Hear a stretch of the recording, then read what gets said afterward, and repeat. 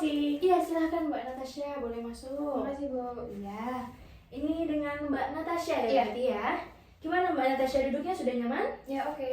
Oke, ruangannya gimana Mbak Natasha? Perlu saya turunin AC-nya atau gimana? Oh nggak usah kok, aman. Aman ya berarti ya. Oke, berarti ini dengan Mbak Natasha ya. Kita belum berkenalan lebih lanjut ya Mbak Natasha ya. Karena kan kemarin kita hanya kontakkan dan membuat janji konseling itu melalui WhatsApp ya Mbak Iya, Natasha benar-benar. ya. Oke. Nah, Mbak Natasha, sebelumnya perkenalkan nama Ibu itu Ibu Haura. Nantinya di sini saya berperan sebagai konselor ya Mbak Natasha yang akan membantu Mbak Natasha. Nah, Mbak Natasha sendiri ini tahu informasi mengenai sesi konseling ini dari mana Mbak Natasha? Aku dapat info ini tuh dari Hmm. kayak ada yang nge-forward gitu sih di sosial media. Terus aku Oke. lihat kayak, oh kayaknya bisa deh aku ikutin gitu. Oke, berarti memang Mbak Natasha ini taunya dari forwardan sosial media gitu ya Mbak Natasha. Oke, Mbak Natasha dari mana ini kalau boleh tahu? Aku dari Samarinda.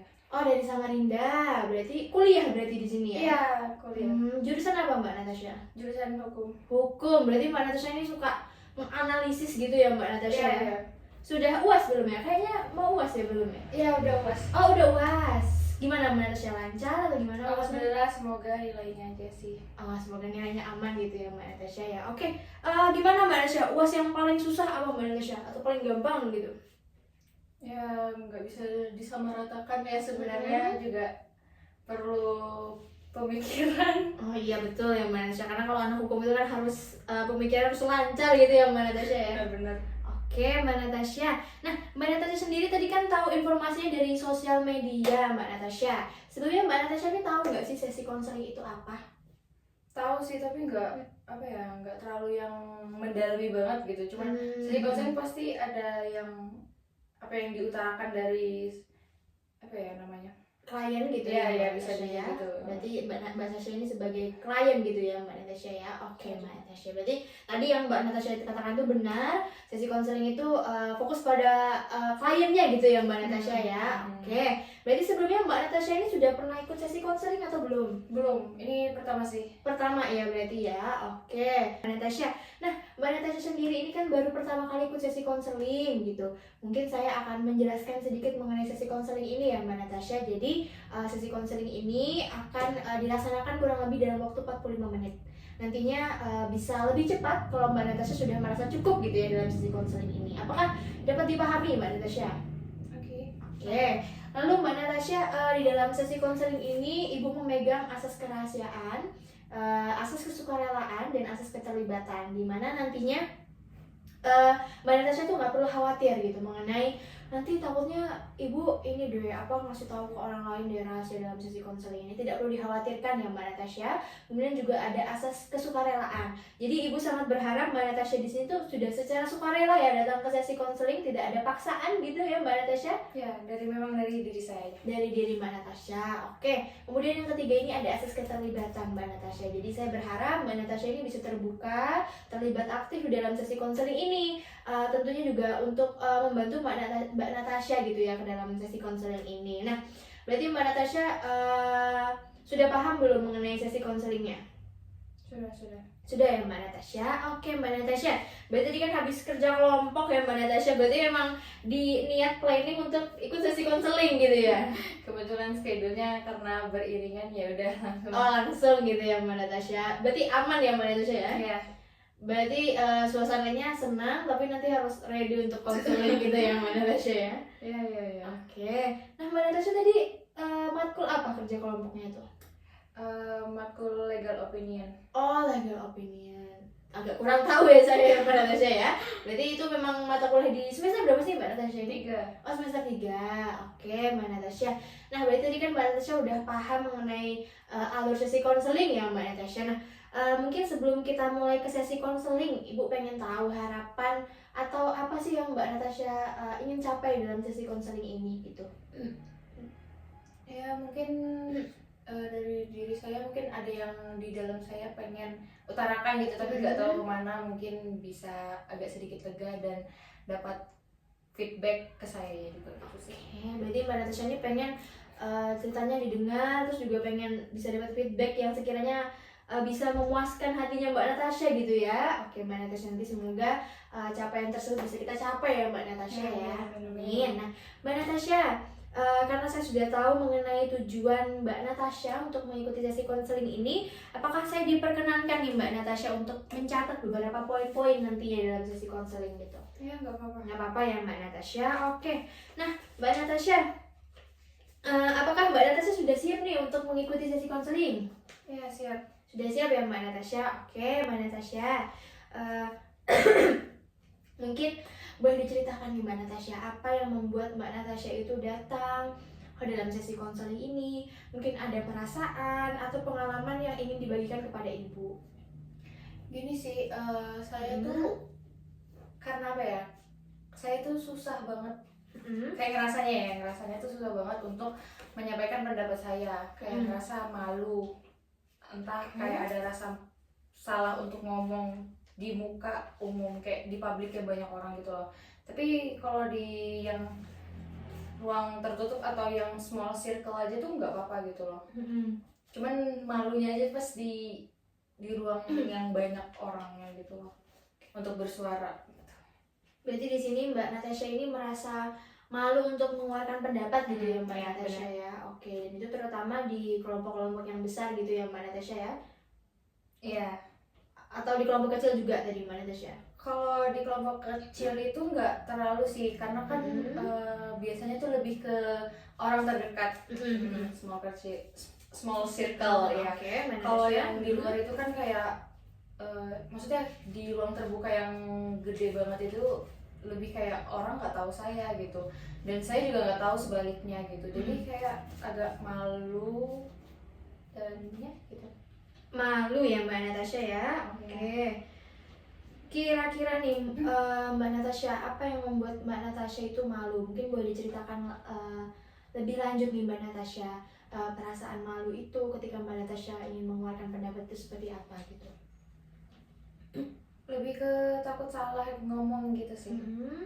Takut salah ngomong, terus kayak karena takut salah ngomong itu tuh jadinya lebih baik gak usah ngomong gitu. Takut bukan takut dijudge juga sih, tapi kayak ya udah ada perasaan duluan gitulah, kayak aduh salah gitu. Berarti Mbak Natasha ini merasa ragu gitu ya Mbak Natasha ya, kayak terus paling utama tadi karena lebih takut salah gitu ya Mbak Natasha ya. Terus juga sering muncul kayak aduh kayaknya salah deh kayak takut gitu ya Mbak Natasha ya, tadi ya saya dengar ya. Oke Mbak Natasha, apa yang Mbak Natasha rasakan gitu ketika Mbak Natasha itu merasa malu atau takut gitu? Tadi kan setiap mau ngomong lebih ke kayak ada perasaan duluan gitu. Apa itu yang Mbak Natasha harapkan itu sebenarnya seperti apa? Perasaannya kayak maksudnya. Perasaan ketika Mbak Natasha ini merasa kayak takut tadi kan untuk mengeluarkan pendapat atau ragu gitu. Apakah ada rasa sebenarnya pengen mengeluarkan pendapat gitu? Atau bagaimana Mbak Natasha? Sebenarnya kalau dibilang ada tuh Enggak ada. Beda konteksnya sih, misalnya kayak saya bisa dapat menjawab itu tuh saya bisa, tapi kayak sometimes tuh saya belibet untuk ngomong gitu. Kalau misalnya saya nggak tahu bisa untuk jawab itu, saya lebih pilih kayak langsung nggak bisa, langsung apa ya, mensimpulkan bahwa itu saya nggak bisa. Oke. Sudah Mbak Natasha? Ya. Oke, berarti tadi Mbak Natasha itu merasanya itu sebenarnya bisa jawab ya Mbak Natasha ya? Ya bisa. Tapi gimana itu Mbak Natasha? Kayak belibet gitu. Belibet gitu ya Mbak Natasha? Gitu. Jadi ketika belibet itu akhirnya gak usah deh gitu ya? Kayak mau ngomong itu tuh kayak apa ya, padahal udah ada di pikiran gitu kan, kayak apa yang mau, tapi susah mengeluarkan gitu. Oke, susah gitu ya Mbak Natasha ya ketika dikeluarkan gitu ya. Nah Mbak Natasha, kira-kira dari perasaan takut, ragu ketika mengungkapkan pendapat gitu, apakah itu cukup mempengaruhi kehidupan Mbak Natasha? Enggak sih, tapi kadang kalau misalnya langsung disuruh jawab gitu kan, kayak apa ya, kayak tangan tuh di Tangan Mbak Natasha dingin gitu ya? Iya. Oke. Lalu Mbak Natasha, apalagi Mbak Natasha? Apakah selain tangannya dingin, ada rasa seperti apa mungkin? Kayak deg-degan ya Mbak Natasha. Oke.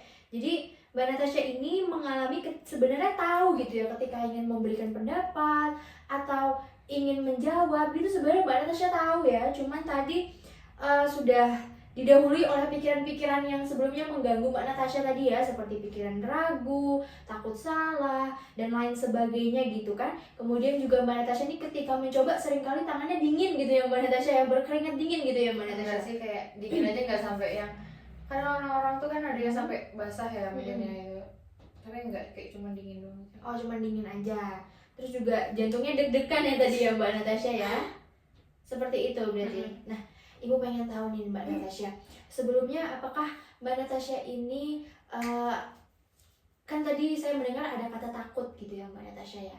Takut tadi Mbak Natasha tujukan itu karena takut salah gitu ya Mbak Natasha ya. Apakah ada pengalaman-pengalaman lain yang membuat Mbak Natasha ini merasa takut gitu untuk mengeluarkan pendapatnya?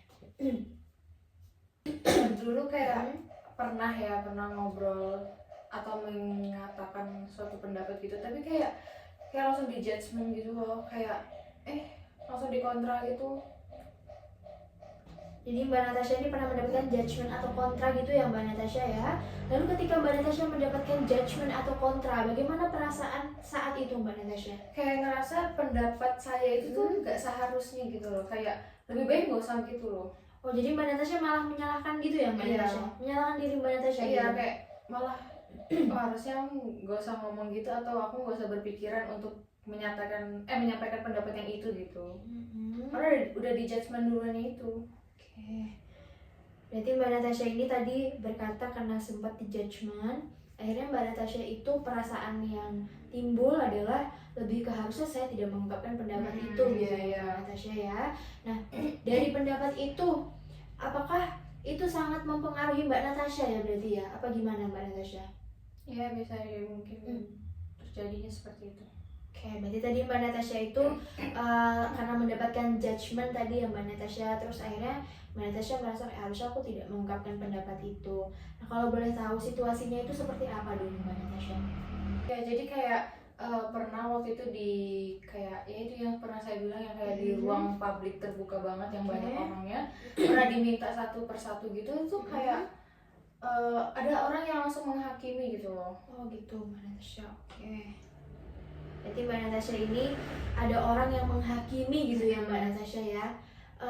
Perasaan Mbak Natasha setelah itu apakah ada perasaan seperti kesal sama orang tersebut, atau tadi kan Mbak Natasha bilang jadinya kayak harusnya saya tidak mengeluarkan pendapat itu, apakah ada perasaan lain Mbak Natasha?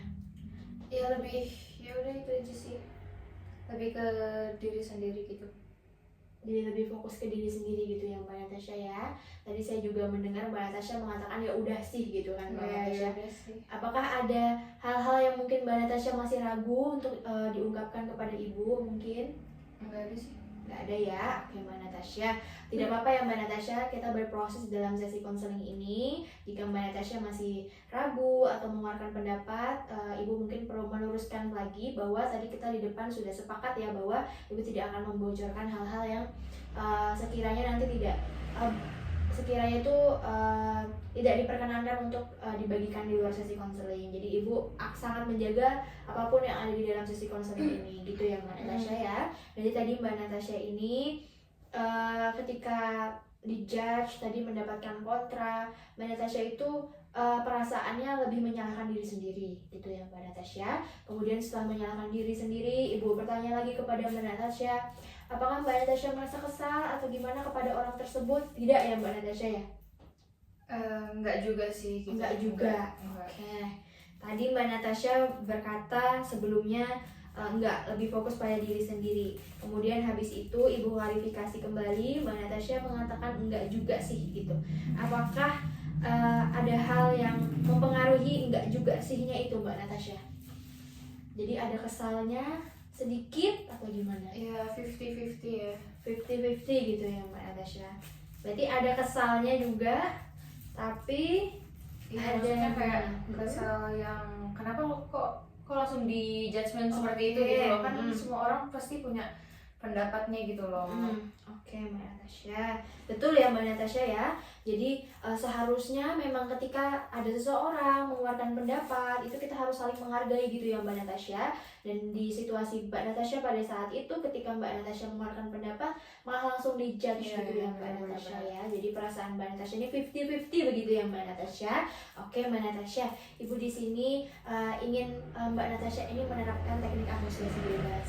Jadi Mbak Natasha di sini boleh mengeluarkan pendapatnya, perasaannya, amarahnya, kesalnya tanpa ada rasa tidak penting atau pernyataan yang saya keluarkan ini nggak penting gitu, tidak perlu dikhawatirkan ya. Jadi ibu pengen Mbak Natasha ini mengeluarkan semua perasaannya gitu kan, pengalamannya yang mungkin tidak mengenakan pada saat itu gitu, tanpa merasa takut dihakimi atau tanpa perlu ada sensor dan lain sebagainya gitu Mbak Natasha.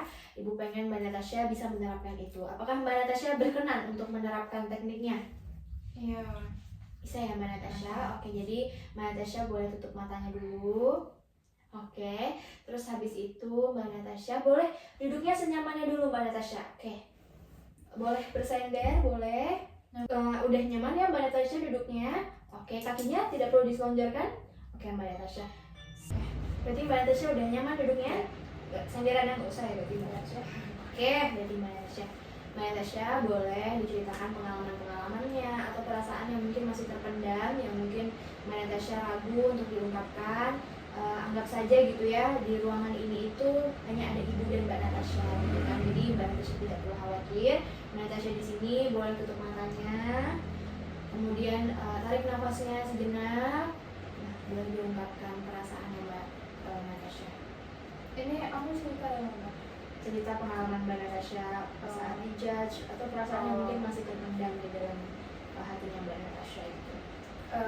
Jadi kayak waktu itu kan diminta dari orang apa ya, narasumber ya yang megang dari narasumber untuk dia menyampaikan bahwa gini-gini gitu. Terus dia minta seseorang untuk menyampaikan pendapatnya gitu terkait hal ini gitu. Terus ditunjuklah saya gitu ya kan. Terus kayak disuruh untuk menyampaikan menurut kamu ini tuh gimana gitu. Terus udah sih jawab, tapi kayak seingat itu kayak kayak terbelit-belit, terus kayak banyak nya gitu loh kayak gitu. Terus kayak malah dibilang yakin kayak gitu. Terus kayak habis itu saya ngerasa kayak emang saya salah ya ngomong gitu, kayak jadi ragu gitu, bener nggak ya yang saya jawab itu gitu dari yang dia sebutkan gitu. Jadi kayak diyakinkan gitu, nah kayak ini yakin kayak gitu, bener nggak teman-teman. Habis itu digituin kan, kayak ya makin kayak apa ya, kayak makin takut lah gitu ya kan. Terus kayak ngangguk aja gitu. Jadi akhirnya kan karena sesuai saya jawabnya apa gimana gitu. Oke Mbak Natasha, apakah sudah cukup? Ya sih. Mungkin boleh diceritakan Mbak Natasha perasaan itu kan Mbak Natasha merasa dijudge atau pada saat itu langsung dibales kontranya gitu, bagaimana perasaannya Mbak Natasha? Kayak ya itu ngerasanya kayak takut salah, terus kayak apa ya, di dalam hati tuh kayak langsung butuh pertolongan orang ini gitu. Terus bantuin jawab dong, kayak misalnya kayak gitu, bantuin jawab dong, kayak udah habis itu takut ragu gitu. Sudah cukup Mbak Natasha? Udah sih. Boleh dibuka matanya. Oke Mbak Natasha, tadi saat Mbak Natasha bercerita itu saya mendengar gitu ya beberapa kalimat-kalimat seperti Mbak Natasha itu kayak diyakinkan gitu, apakah jawabannya udah benar atau belum gitu tadi ya. Dari situlah Mbak Natasha ini jadinya ragu gitu ya Mbak Natasha ya, karena kayak Mbak Natasha tuh yakin benar, tapi kayak mungkin kesana lebih ke kayak nggak tahu serius atau enggak gitu ya Mbak Natasha ya. Oke Mbak Natasha, kemudian juga tadi Mbak Natasha ketika saya tanya mengenai judge atau kontra yang Mbak Natasha terima pada saat itu, Mbak Natasha juga akhirnya merasa takut gitu ya semenjak kejadian itu ya Mbak Natasha. Nah, saya melihat tadi Mbak Natasha banyak bermain tangan ya Mbak Natasha ya, terus juga kakinya sempat sedikit dimainkan gitu, terus juga Mbak Natasha beberapa kali kayak bermain bajunya gitu ya, seakan-akan pada saat itu memang Mbak Natasha merasa takut gitu ya Mbak Natasha. Nah, saya pengen tahu Mbak Natasha ketika Mbak Natasha bermain tangan atau tadi sempat memegang bajunya gitu, apakah masih terbawa pada saat itu Mbak Natasha perasaan takut atau ragunya gitu? Iya sih, kan kayak di situasi kan ngebayangin gitu. Berarti terbawa ya Mbak Natasha ya. Terus ketika bermain tangan tadi apakah Mbak Natasha masih ragu atau cemas ketika membagikannya kepada ibu? Tapi ya sih awalnya kayak iya, tapi kayak ya udah jadinya lega juga.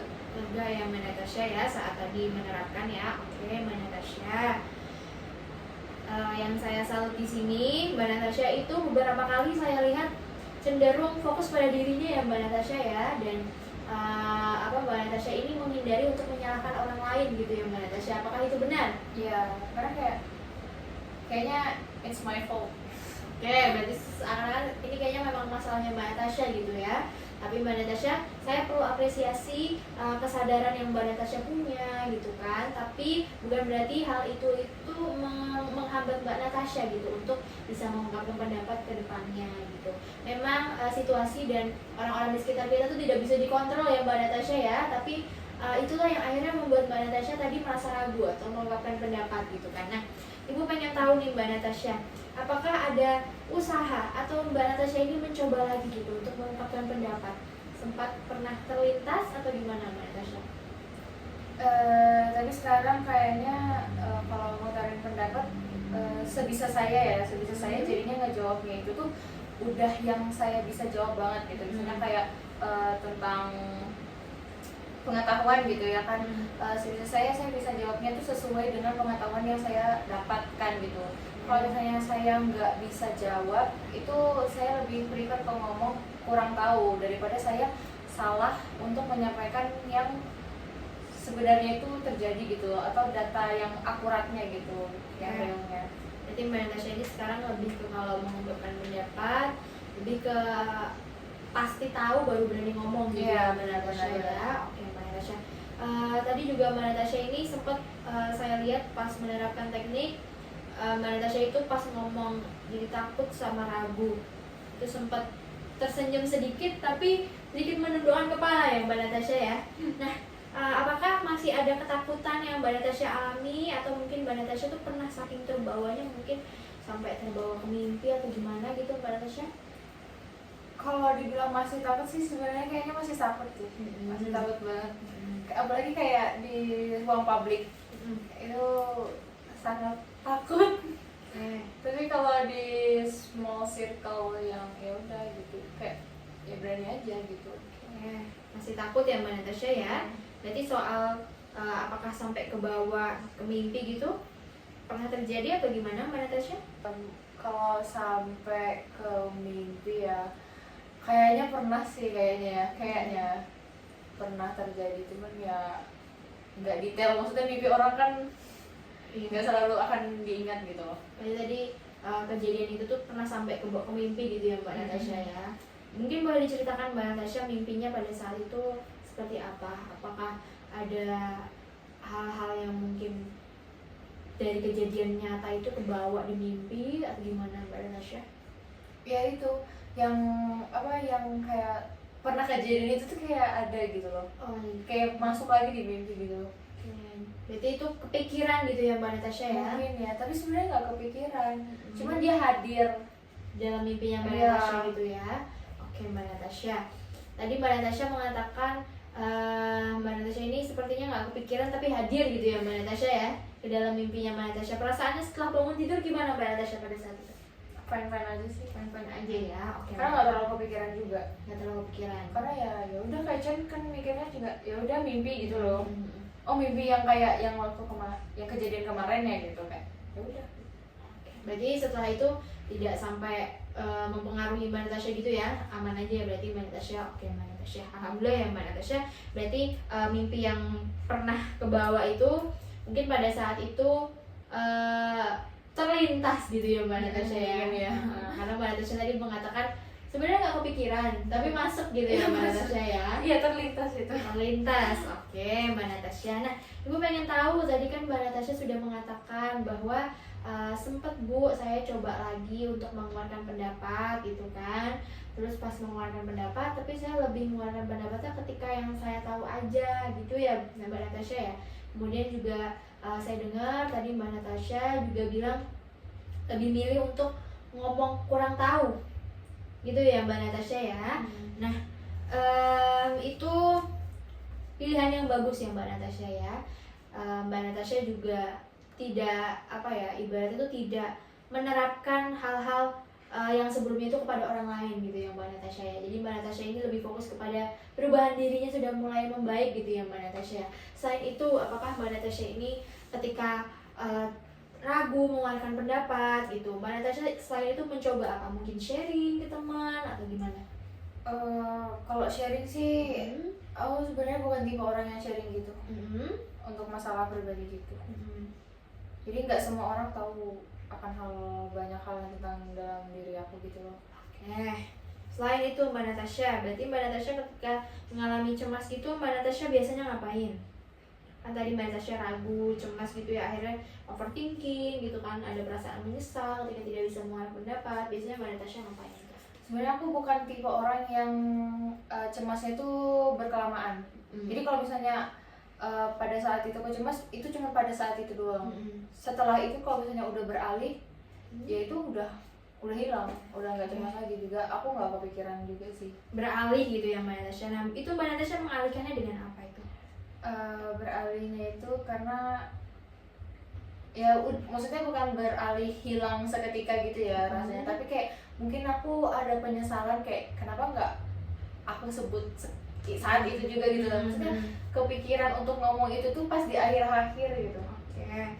Nah berarti Mbak Natasha itu maksudnya ketika kan Mbak Natasha kepikiran ya nih, kenapa nggak bisa gitu ya? Kenapa tadi kepikiran baru di akhir-akhir gitu. Nah biasanya untuk menyelesaikan pemikiran-pemikiran cemasnya itu, Mbak Natasha itu melakukan kegiatan kah atau ngapain gitu supaya nggak selalu kepikiran. Tadi kan Mbak Natasha juga cemasnya sebentar gitu kan, tapi kan untuk memproses supaya cemasnya tidak berkelanjutan itu Mbak Natasha ngapain gitu? Maksud ibu seperti itu Mbak Natasha? Mungkin jalan aja sih. Jalan gitu ya Mbak Natasha. Maksudnya jalan ke aktivitas biasanya gitu loh, maksudnya nggak harus mengalihkan ke sini jadi kayak ya udah biasa yang harus di langsung sejalur gitu loh, nggak biar nggak kepikiran tuh harus gini misalnya harus cari makan harus gimana, nggak gitu. Jadi lebih ke melanjutin kegiatan kegiatan iya benar-benar. Baik Mbak Natasha. Nah Mbak Natasha, tadi kan Mbak Natasha di sini sudah mengungkapkan perasaannya gitu, pengalamannya juga gitu, ceritanya ketika Mbak Natasha itu menghadapi permasalahan ragu mengeluarkan pendapat gitu. Tadi juga ibu mendengar bahwa Mbak Natasha ini sebenarnya sudah mencoba untuk mengeluarkan pendapat lagi gitu ya. Dengan sekarang itu pemilihan Mbak Natasha itu lebih fokus ketika mengeluarkan pendapat lebih ke yang saya tahu aja gitu. Sisanya untuk yang nggak tahu saya lebih milih untuk menjawab kurang tahu gitu ya Mbak Natasha. Apakah Mbak Natasha ini pernah mendapatkan situasi Mbak Natasha ini harus dituntut menjawab gitu, lalu Mbak Natasha kurang tahu? Pernah yaitu karena dipastikan kayak harus saya jawab itu, padahal saya nggak tahu, atau sebenarnya pada saat itu saya ngeblank gitu. Tapi pas ketika saya itu terus diam, mungkin kelamaan diam, jadinya nggak ke saya lagi gitu. Tapi pas sudah mikir-mikir banyak kayak muncul gitu loh, jadi kayak harusnya ngomong ini, cuman karena ngeblanknya itu loh. Berarti ini masalah waktu gitu ya Mbak Natasha ya. Kayak harus buru-buru. Masalah waktu sama prosesnya gitu ya Mbak Natasha ya.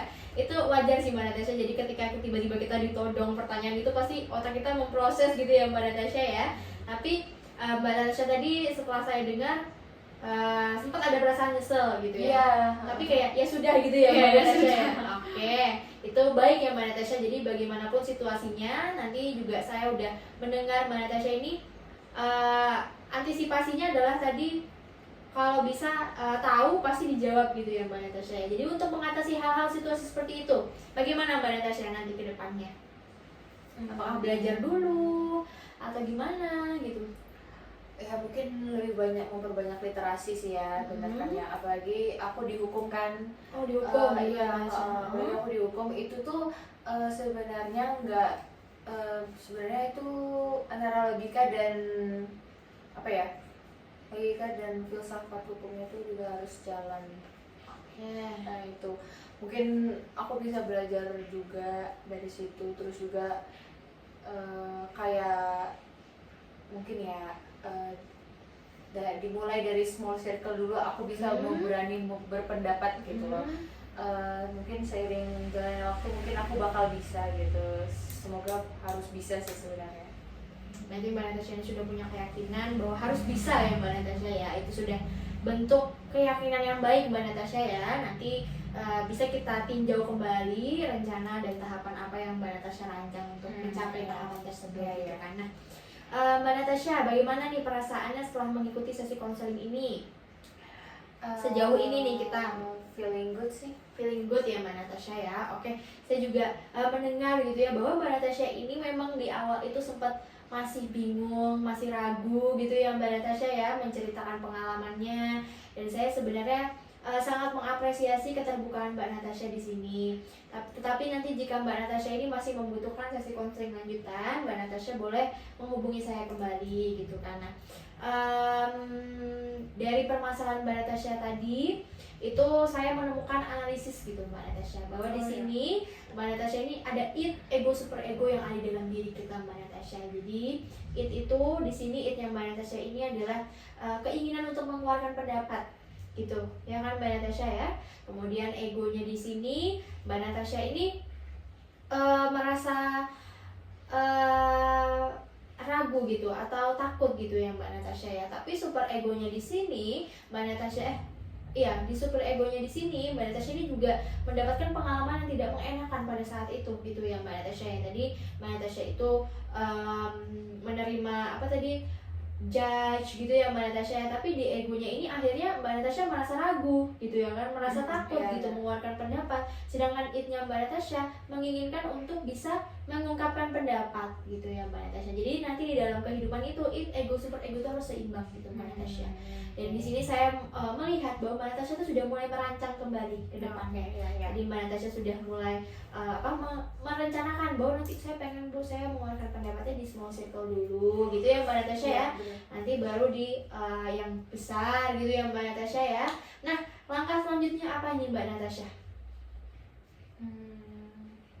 Belum tahu sih. Belum tahu gitu ya Mbak Natasha ya. Oke, nah Mbak Natasha, berarti nanti ke depannya ego super ego itu perlu disadari gitu ya Mbak Natasha ya, bahwa apapun yang terjadi sebelumnya itu ya Mbak Natasha memang mungkin itu mempengaruhi kita gitu ya Mbak Natasha. Tetapi setelah dianalisis bersama tadi Mbak Natasha, ternyata yang membuat Mbak ragu itu karena tadi sempat mendapatkan judge kontra gitu dan langsung ditodong pertanyaan gitu ya Mbak Natasha. Jadi itu yang kadang membuat Mbak Natasha untuk ragu mengeluarkan pendapat gitu kan. Tapi yang saya salut di sini kan Mbak Natasha itu ketika dalam kondisi siap, ready dan tahu, Mbak Natasha bisa mengungkapkan pendapat. Betul ya Mbak Natasha ya? Iya, tapi kayak setelah gitu tuh tapi tetap ada rasa takut ngomong. Oh, tetap takut ngomong gitu ya Mbak Natasha. Takut ngomongnya karena masih ada pengalaman gitu ya Mbak Natasha ya. Takut ngomong gini. Maksudnya gimana tuh Mas? Takut ragu gitu ya? Iya, ya walaupun tahu tapi kayak penyampaiannya tuh jadi belibet. Oh, penyampaian jadi belibet. Gak apa-apa Mbak Natasha, itu sebuah proses gitu. Kita kan dulu waktu masih kecil mungkin komunikasi masih kurang gitu, lama-lama kan kita belajar gitu ya Mbak Natasha ya. Jadi walaupun mungkin nanti di dalam proses Mbak Natasha mengeluarkan pendapat itu masih belibet, yang penting adalah pesannya gitu ya Mbak Natasha ya. Tadi kan Mbak Natasha tuh iya berani tapi masih takutnya itu belibet gitu ya Mbak Natasha ya gitu. Gak apa-apa ya Mbak Natasha, itu adalah sebuah proses gitu. Dan di sini saya merasa Mbak Natasha ini sudah menyadari poin-poin penting di dalam hidupnya Mbak Natasha gitu. Apakah Mbak Natasha merasakan hal yang sama mungkin? Apakah Mbak Natasha sudah merasa lega? Atau Mbak Natasha perasaannya gimana gitu setelah tadi menerapkan teknik-teknik tadi gitu? Ya itu udah feeling good. Feeling good gitu ya Mbak Natasha. Oke Mbak Natasha, nah mengingat sesi konseling kita yang sebentar lagi berakhir Mbak Natasha, apakah Mbak Natasha ini berkenan untuk dicukupkan atau masih ingin dilanjut Mbak Natasha? Saya rasa sih udah cukup sih. Udah cukup gitu ya Mbak Natasha. Bagaimana perasaannya? Berarti sudah feeling good tadi ya Mbak Iya. Natasha ya. Selain feeling good, apa kesannya mungkin dalam mengikuti sesi konseling ini? Kesannya sih makasih banyak ya untuk Ibu. Maksudnya di sini saya datang untuk mengucapkan terima kasih karena udah diberi waktu dan ruang untuk bisa saya menyampaikan keluh kesah saya kepada Ibu juga gitu. Oke Mbak Natasha, berarti Mbak Natasha ini sudah merasa lega gitu ya Mbak Natasha. Terus tadi juga Mbak Natasha berterima kasih karena sudah diberikan ruang gitu ya Mbak Natasha ya. Oke Mbak Natasha, jadi alhamdulillah ya tadi Ibu senang Mbak Natasha tadi Ibu berikan ruang untuk berekspresi. Mungkin masih merasa ragu atau gimana, nggak apa-apa Mbak Natasha ya, kita kan baru pertemuan pertama dalam sesi konseling ini. Nanti memang jika Mbak Natasha membutuhkan sesi konseling lanjutan, itu Mbak Natasha boleh menghubungi kembali gitu ya Mbak Natasha ya. Mungkin Ibu izin memberikan kesimpulan gitu ya Mbak Natasha ya sebelum kita tutup. Jadi tadi kan Mbak Natasha ini datang ke sesi konseling merasa ragu gitu kan.